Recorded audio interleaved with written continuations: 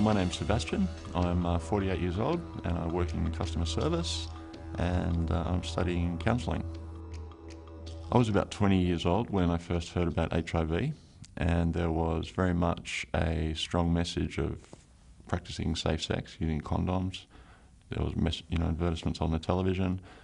So I knew about HIV and I knew that I should be practicing safe sex, which I tried to do most of the time. But I guess, unfortunately, because of my history, I wasn't able to practice the self-care that I should have been, and ended up seroconverting about 14 years ago. I had an experience of sexual abuse as a child, and I guess, I've since learned in the therapy that I've done around that that's part of the reason that I wasn't able to practice the self-care that I should have been to look after myself. And that was the reason I think that I wasn't practicing. Well, there are occasions when I didn't practice safe sex. Well, I remember the moment when I found out that I was HIV positive, when the doctor gave me my results. I guess I must have been in a bit of shock, because all I can remember now is, or at the time as well, is thinking how handsome the doctor was. But I was very fortunate because at the time when I seroconverted, HIV was no longer considered a death sentence. So I knew that it was just a matter of treating it as like a chronic manageable illness like diabetes. So I knew there was medication, so I didn't, feel the panic that other people would have felt at the time when it was considered a death sentence. When I contracted HIV, I decided not to tell my family because I thought that there would be a process of education around that, and they might be really worried initially and might not understand. And I guess I also had a level of shame and guilt around being HIV positive at the time.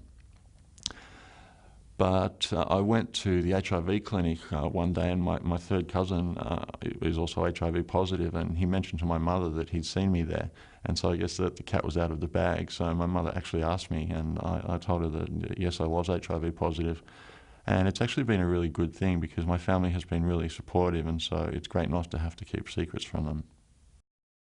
It was really important to have the support of members of the community, because even though I knew that it was just a chronic manageable illness, there was, and I guess still is, a lot of discrimination and stigma attached to HIV.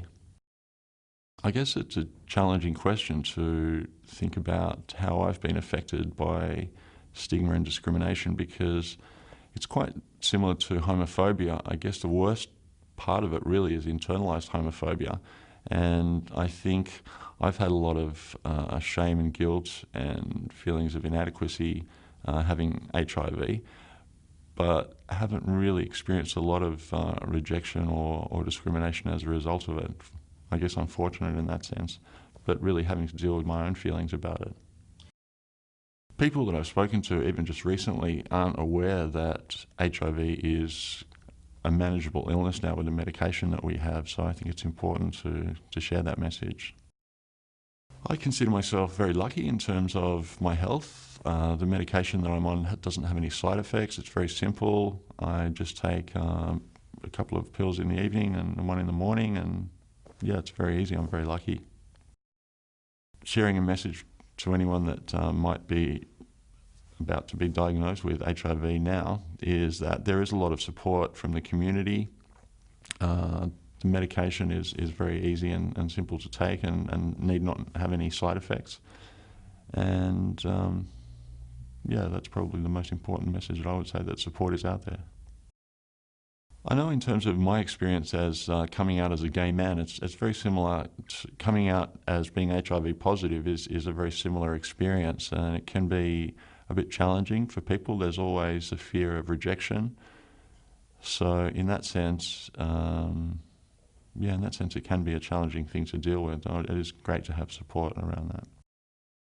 In the past, it was an issue for me whenever I was getting involved in a new relationship or going out on a date. I'd always have to negotiate the concept of eventually, bringing up my HIV status, and there was a fear that somebody would blow that out of all proportion, or that they would reject me because of that. I have had a couple of experiences where people have reacted negatively, but overall, members of the community are aware that you can practice safe sex and it need not be a big issue. So a couple of my recent partners have been HIV negative, and we haven't had a problem at all with my HIV status. So I'm very lucky in that sense. It was really important to me to access peer support services when I seroconverted. I went along to peer support workshops for people that were recently diagnosed, so I was able to meet lots of people in a similar situation and to share my experiences and to learn from them. So I felt very much supported by that. And I've also taken advantage of counselling through the HIV support community, which has been invaluable. It's been really good to be in a group of other people that are going through the same experiences and are facing the same challenges.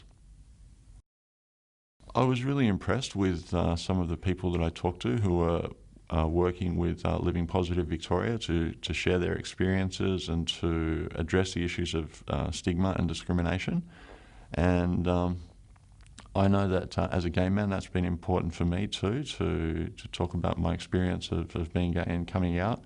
And I wanted to do that too in terms of sharing my experience of being HIV positive to end some of the stigma and discrimination, which can be really harmful and stop people from accessing messages around safer sex. I've found it really important to access the services, and it's been great to take advantage of the support that is on offer. I have really found it invaluable. I encourage people who are recently diagnosed to contact the HIV support services in their area. There are phone lines and community support groups that are really wonderful to take advantage of. Life is going really well for me at the moment. I'm in a relationship with somebody that I really love. I've been able to travel. When I seroconverted, I didn't think that I'd be able to travel to the United States, but I'm able to do that, and I'm doing that in the next couple of months, so that'll be very exciting. And I'm really enjoying my studies and looking forward to developing and growing as a person.